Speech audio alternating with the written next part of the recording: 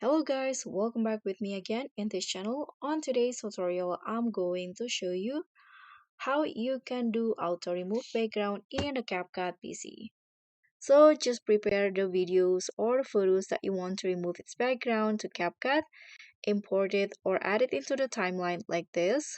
Click on the photo or videos, and under the video here, go to the remove BG tab, this one, and there will be these auto removal options, but please be noted that this can only be applied to human figures. Because so if you want to you remove a photo or video with only object, you can just use the custom removal. So let's click on this to show or turn on the auto removal.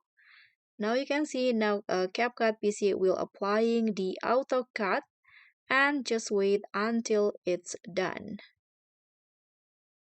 Okay, you can see the cutout is completed and the background is now removed from the photo.